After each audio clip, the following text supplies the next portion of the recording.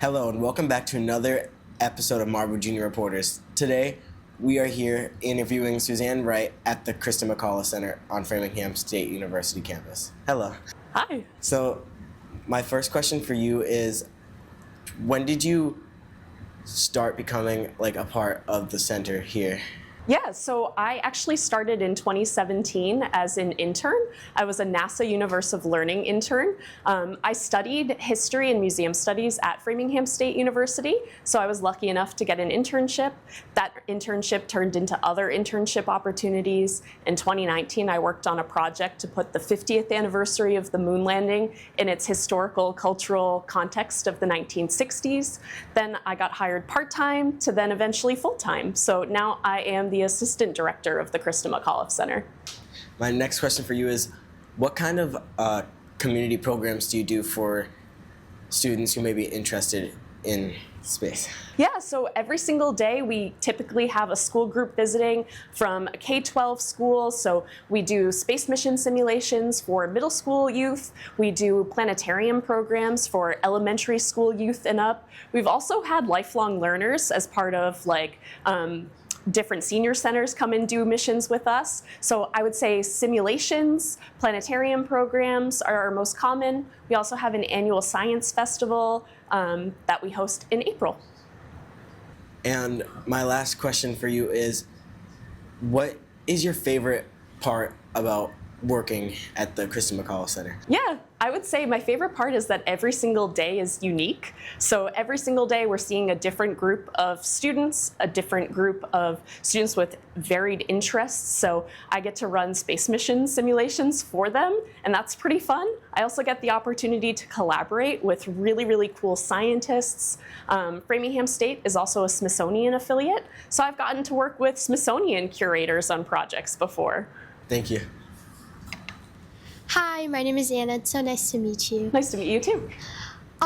My first question for you is, how do each of your programs work, and how do you access them? Yeah, so basically the first step to requesting a program at the McAuliffe Center is filling out an interest form on our website. Typically teachers or kind of club organization leaders will do that for their group. It asks simple things like, how many people are you interested in bringing? What kind of programming would you like to do? And then that brings it to myself and our administrative aide. We review the request with our entire staff, and we begin scheduling you. So we've got availability all year round, and we fill the calendar pretty quickly. And then, like I mentioned, you can select from space mission simulation programs, planetarium programs, or our most common is a combo program to do both. And my last question for you is, how are each simulation programmed to be? Yeah, so space mission simulations are about 2-hour-long experiences where there's a first half of the mission, a midpoint, and a second half of the mission. And they work kind of like the students are pre-assigned to stations. There are 9 unique stations in the mission itself. They get badges to wear, then they have a set of tasks that they have to complete, and they work collaboratively across mission control and spacecraft to do hands-on labs and experiments, send data to mission control for analysis. There are mission objectives that have to be reached. Thank you. You're welcome. Hi, I'm Sophia. Nice to meet you. Nice to meet you too. And my question is, what is your favorite thing to do here? Ooh, that's a good question. I would have to say my favorite thing is running our Expedition Mars mission, and specifically the end of the mission when we're about to land on the surface of Mars and then launch an ROV, a remotely operated vehicle that the students had been working hard to build for the past 2 hours. So I think that's probably at the top of the list. Thank you. Hi, my name's Gavin. It's very nice to be here. Now, I was doing some research about this area a little while ago, and I saw that you had a big $8 million renovation earlier this year.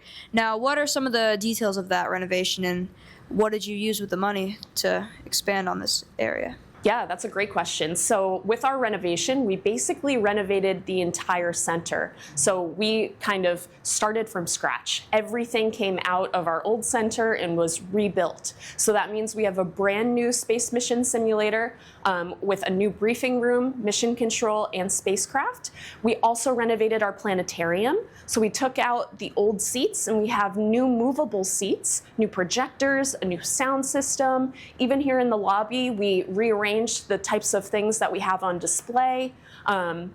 So kind of everything from the bathrooms to our own private offices. Thank you. Yeah.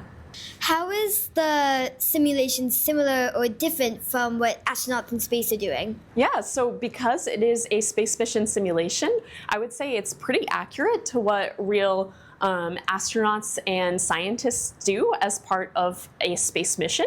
So there are 9 different stations in the mission, all representing different careers in STEM, which is science, technology, engineering, and mathematics. So it represents biologists, navigation officers, even communications officers, and they all have an important role within a mission.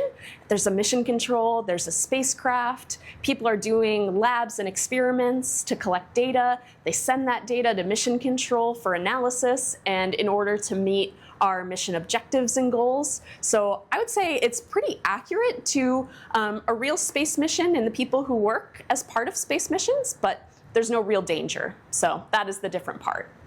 Have any students that have been astronauts become astronauts and are up in space right now?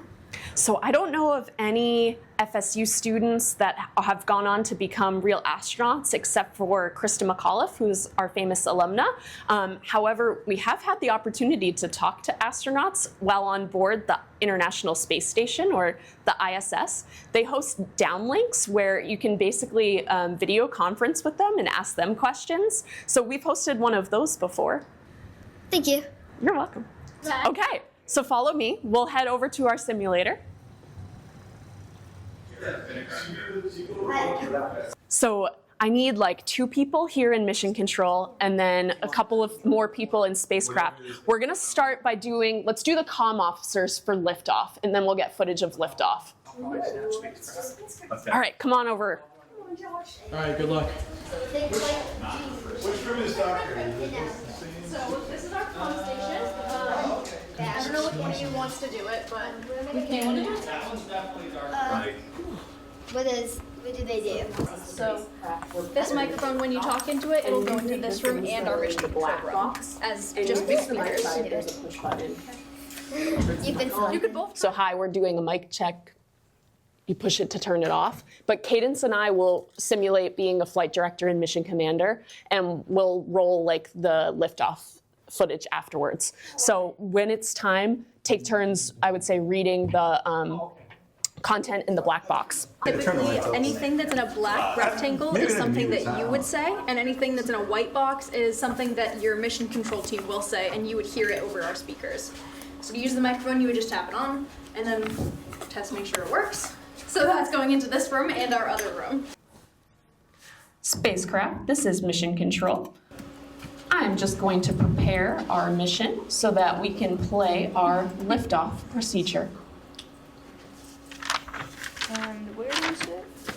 You can sit anywhere you like for now.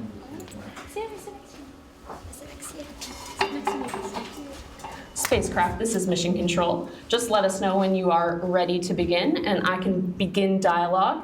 And then our spacecraft comm officer will have the first line of text to read. Are you ready? I'm ready for Mission space, Control, guys. this is Spacecraft. We're ready whenever you are. Spacecraft, this is mission control. We are ready to begin liftoff procedures. Spacecraft comm officers, you have my permission to announce liftoff procedures now. Mission Control, this is Spacecraft.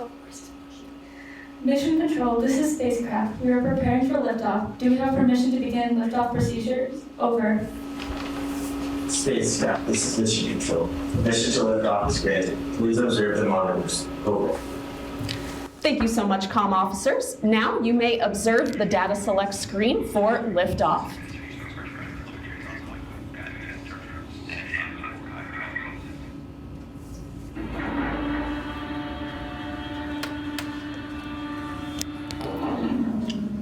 first step of liftoff procedures will be systems checks. We want all systems to be green. That means that they are working properly.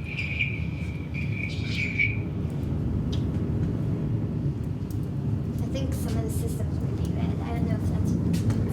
Oh, is that it? Wait, so what are we supposed to do with this? Do tap it or? No, we just gotta practice it.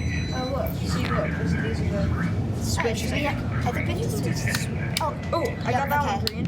Okay, I think 2 over here needs to be green. All right. Our spacecraft is now on a direct path to orbit around Mars. yeah. We are in orbit. We're not in orbit. We're Spacecraft, we're going to make sure we get you into lower Martian orbit.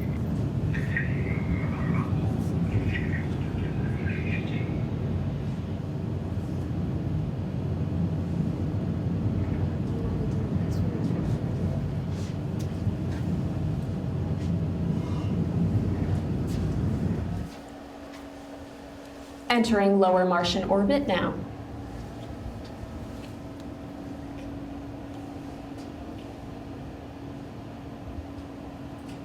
Comm officers, you have my permission to announce successful orbital capture. The spacecraft crew has successfully achieved the stable motion orbit. Mission control, do you copy? Over. Spacecraft, this is mission control. We copy. We look forward to working with you on today's mission. Good luck. Over. Great job, comm officers. I'm going to change the mission to ARC 2 Cadence, and we can do the touchdown tool. So if one of you guys wants to come to our nav station, it's over here. You get to use the throttle, which is So navigation is the first station by the windows. throttle right here. And I'll show you how to use it a little bit better when you get into the landing. Actually, if one person wants to be nav and one person wants to be comm, there's also like comm dialogue that goes along with landing. They can see us through those cameras that they're listening to too.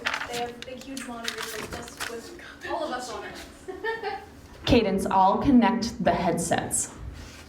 Anna.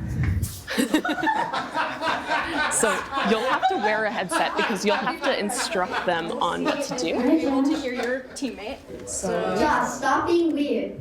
Gonna go to the should touchdown. be all the way up, and in just a minute it should connect you to an audio connection. Not, You should be able to hear not them. quite yet. Go away, Josh. So we'll do practice. Did you know I could see you? I told you. Yeah, I knew that. Cadence told See us. us? Yes. Cadence, can you jump to the touchdown tool on the navigation computer and then also connect the headsets so that they can chat with each other? Anna says she doesn't really like you that much. You should be able to click right on it in the task card because I didn't enable the option to like jump ahead. Or like, yeah, So you I'll should be have able to you jump join the ahead. mission. All right. Yes. And then I'll have you open No, up this Josh. palm link here on the bottom right-hand corner for me. And you can click on Mission Control Nav, so that one right there. And then So I'm that just gonna little check call for button in when the bottom right. You are connected. Yep. You want to click accept And we'll that get call. both and of this you is on where the you should be able to touchdown. talk to your So can you hear your partner in the headset? I can hear. Perfect. Okay, I can hear you guys now. I don't like this ASMR. Can you hear Perfect. me? I can hear. Who's your partner in navigation in the other room? It's Gavin. Gavin? Who Okay. am I speaking with? Mr. B, yes, Anna. you. All right. So what we're going to do, Gavin, is we have the instructions and the timing that we have to tell you in order to land successfully on the surface of Mars. So we'll be giving you the go on when to open parachutes, when to extend your legs, when to throttle up and throttle down. You'll be using the physical throttle at your station Yeah, I to see it. follow those directions with our timing. So make sure you ready your systems, but don't deploy them. And then we'll be telling you when to deploy them based on the proper timing. So I'll have you do a practice run first, and when you feel confident enough to do it for real, that's when we'll do it for real with the comm dialogue, and then we'll play like the sequence on the screen. All right. So what you're gonna do is you'll hit begin when you're ready, and then it'll say open parachutes in, and it'll give you a countdown. So you'll say open parachutes in 7, 6, 5, 4, 3, 2, 1, open parachutes. And that's when Gavin will do it on the throttle. Okay. And just don't forget, once you finish the first one, go right into the second one or else the timing will be off. Okay, so do I So Just hit begin and see what happens. You'll get the feel for it after you like try it a few times. I don't want to like do anything. No, it's only going to be a practice for the first, like, we'll do as many practices as you need before we do it for real. Oh, Yeah. Gavin, are you here? Go for it. Open parachute. 7, 6, 5, 4, 3, 2, 1. Open your parachute. You can extend legs in 3, 2, 1. Extend legs extended. Throttle up in 2, 1. Thrust engaged. Throttle down in 6, 5, 4, 3, 2, do that? 1. Or if it doesn't come up with a color at all, Is that right? I don't know which way to do it on the thing. Which one is the throttle? The throttle up. Oh! So arrow brake. So open parachutes. Extend legs. Throttle up and throttle down. Alright, wait. Cadence, could you show Gavin the different controls on the throttle and potentially even just unplug the throttle and plug it back in? That way it'll be more responsive when they're doing the instructions. But we'll do a few practices before we move on to including the comm dialogue. parachutes that you'll land when they touch. And then, okay, we're gonna begin. Open the parachute in 7, 6, 5, 4, 3, 2, 1. Extend legs in 4, 3, 2, 1. Throttle up in 4, 3, 2, 1.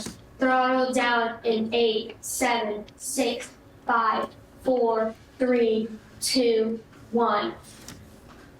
Do you want to do it with like the narration in the video? Okay, so what will happen is I'll get on the mic and I'll tell it to both rooms. Yeah, Okay. I did it. Okay, so we're gonna do it with the comm dialogue and the sequence, so like the video playing in the background. So we'll start with the comm dialogue. So if somebody in spacecraft could also play the role of our comm officer, we'll need one to match in mission control. And then we'll have our 2 navigation officers stay in place.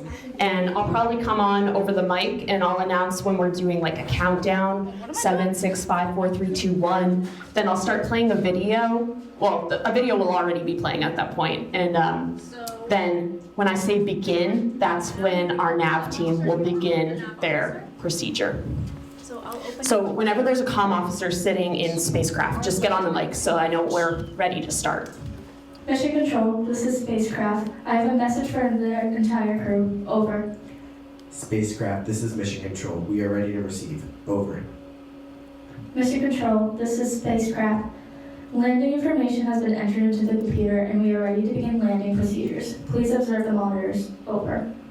Spacecraft, this is Mission Control. We are standing by and will monitor your descent. Good luck. Over. The spacecraft is now beginning its landing process. All of you are welcome to join in the countdown from 7 on my go. First, we are just waiting for our spacecraft to initiate aerobraking.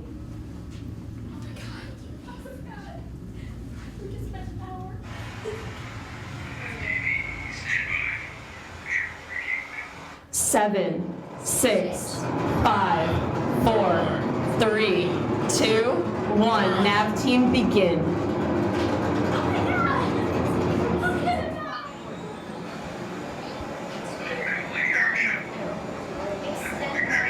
Parachutes are deployed.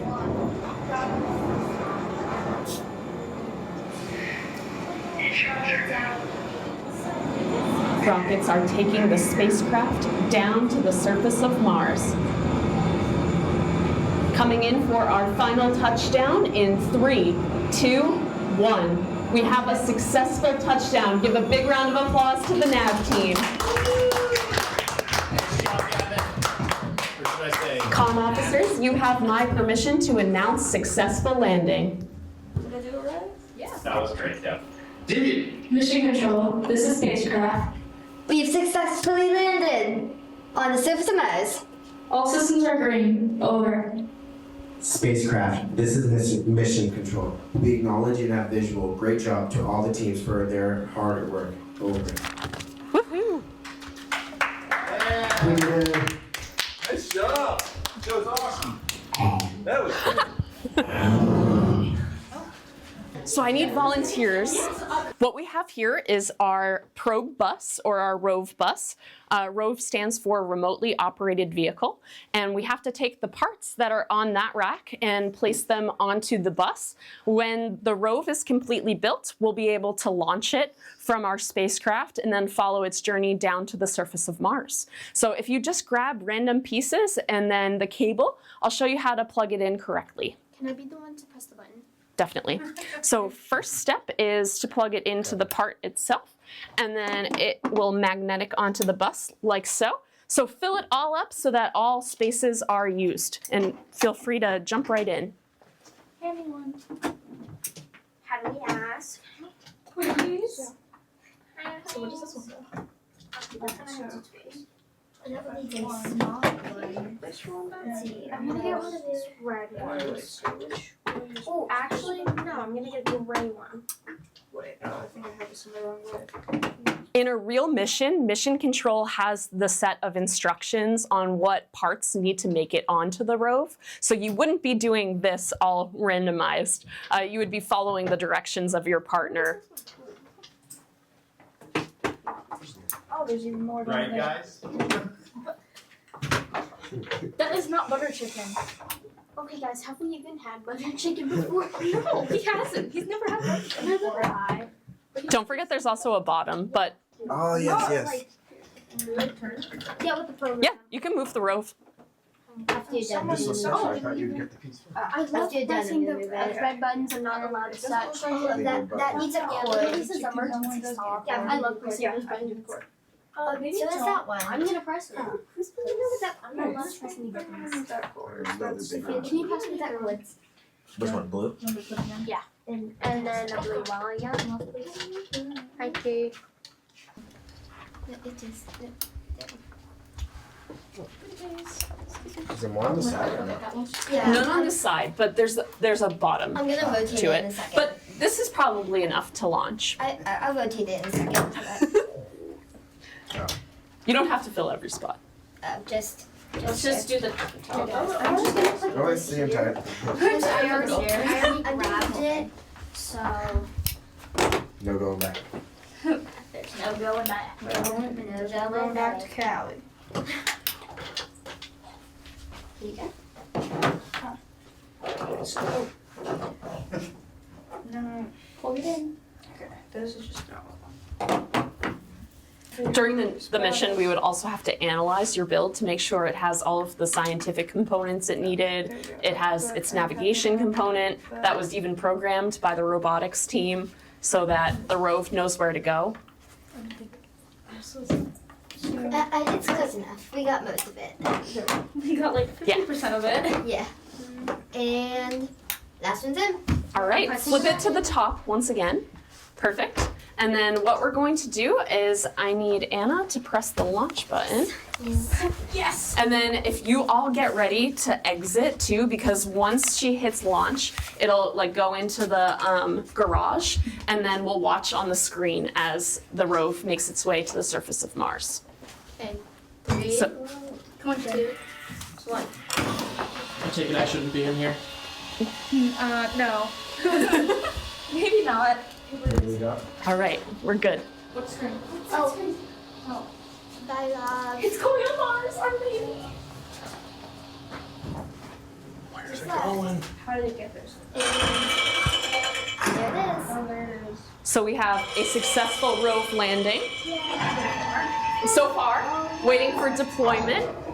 We have a successful deployment and a successful landing. We're switching to our exterior camera now. Nothing like the one we built. So it does look like it was a successful build. The ROVE is moving along the crater floor, traveling nice and slow. We don't want any rock or gravel to disrupt the ROVE's scientific equipment. Is that the real like Mars? Or is that So simulated Martian soil. In the case of the Mars mission, we had an asteroid impact, so we are exploring the cavern of the crater. It's our best chance at confirming evidence of water on Mars, because rock samples that were formed in water can be found underground. There's also, I believe, snow on Mars. or Ooh, ice. yep. Exactly. So right now we're scanning the rock samples for evidence of water, and we'll wait for the results of our scan from our partners at NASA. But congrats, crew, you launched a successful rove.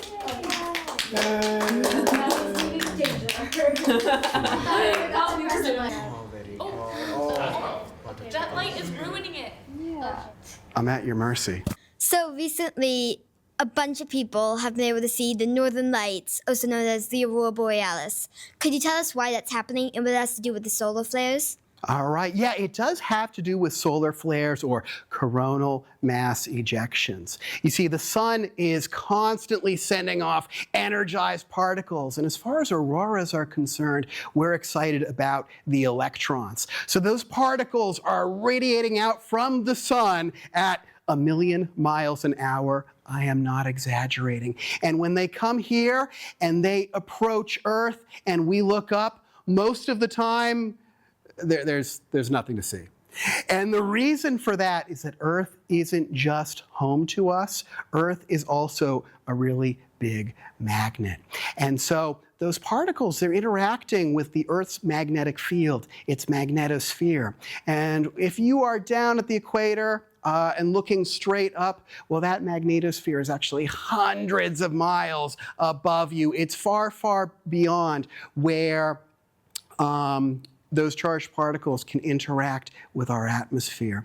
But a funny thing about the magnetosphere is that if you follow the lines of it, you find that it hits the ground in a circle around the north magnetic pole and around the south magnetic pole. And following those lines, those charged particles can get low enough that they interact with our atmosphere. They knock electrons loose way, way high up in the upper reaches of our atmosphere, causing that glowing to happen. And a really energetic storm can push its way much further down south.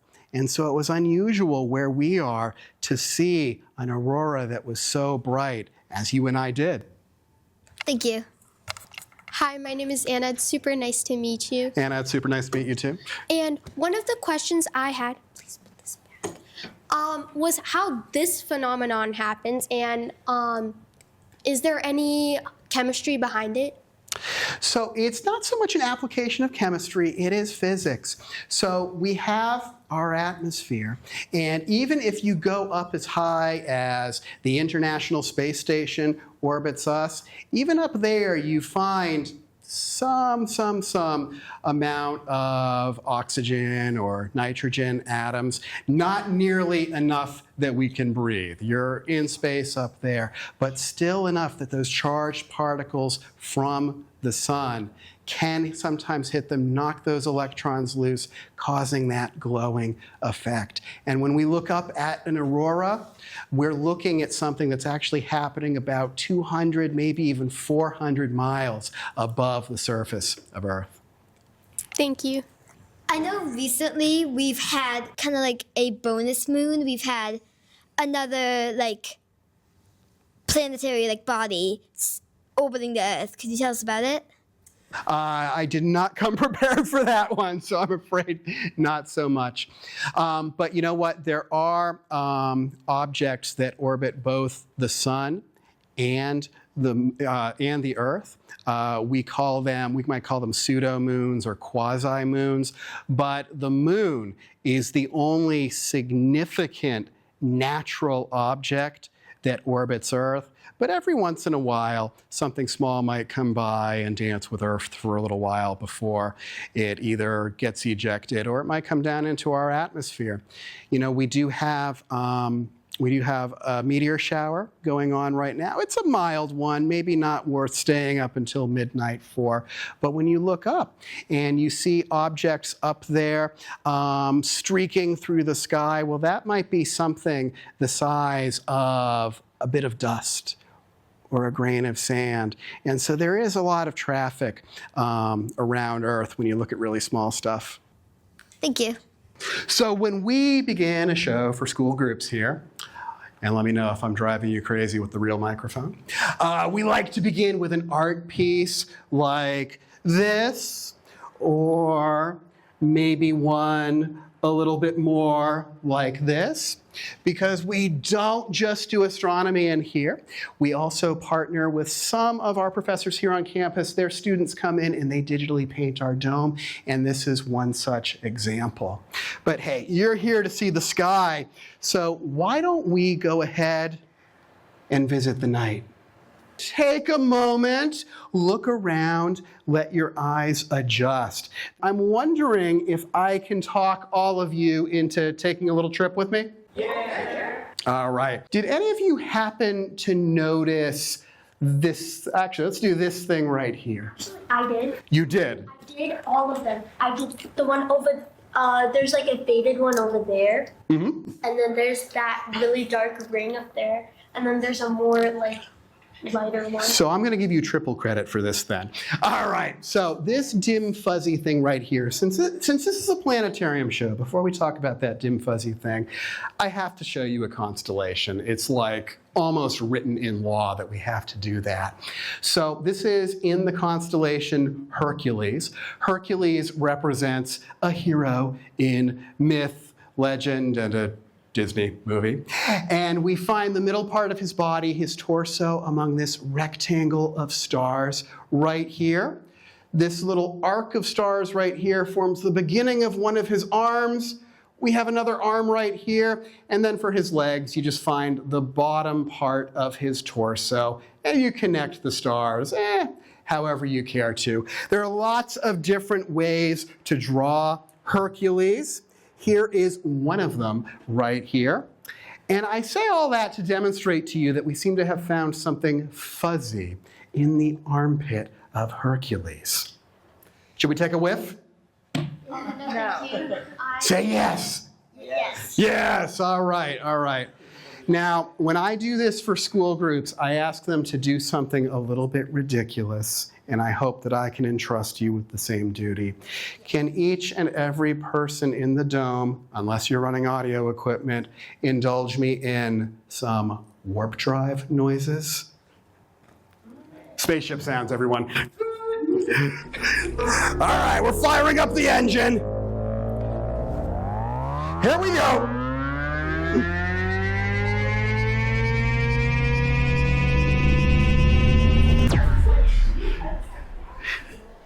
And we have arrived. I'd like to welcome everybody to the great globular cluster of Hercules. Have any of you ever heard of a globular cluster before? Sounds familiar. Nurse gummy puff. Sounds familiar, but maybe not. Okay, so it sounds like I have to do my job then. Sounds like a star cluster. It is a type of star cluster. Yeah, absolutely. But in the case of a globular cluster, the overall shape of that cluster is round like a sphere, a ball, or a globe. Some people say globular cluster. We find the most stars toward the center, and then fewer and fewer stars as we move out from the center. Globular clusters are almost entirely made up of very old stars, over 10 billion years in age, which is quite a long time in our universe where we've had almost 14 billion years since the Big Bang. So these are not stars that have seen it all, but they are stars that have seen a lot. And also, something else I want to point out is that we don't yet totally have a complete picture as to how these things form. And so if any of you happen to leave this interview with such a spark of inspiration that any of you, I'm going to look right into the camera lens,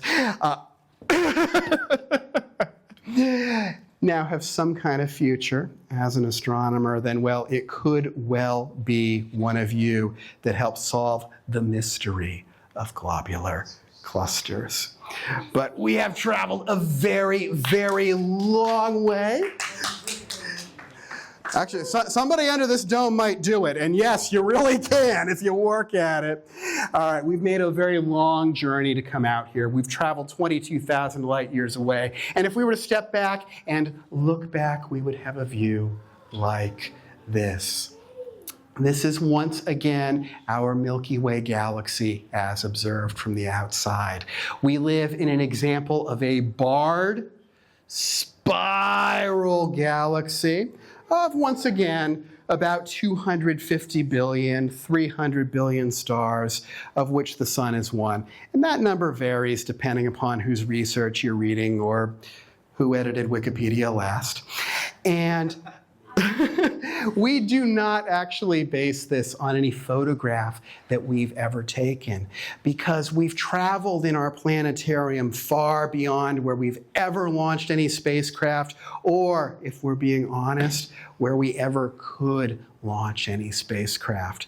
But we still figure out what our galaxy looks like by looking at other galaxies beyond it, so we know what types of galaxies are out there. And by looking at the internal organization of our galaxy, we find that its stars are organized into spiral arms.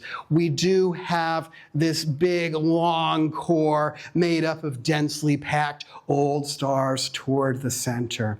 So it's a little bit like being locked inside of an apartment all of your life, but you still figure out what the outside of your building looks like by looking through the windows and observing the city around you.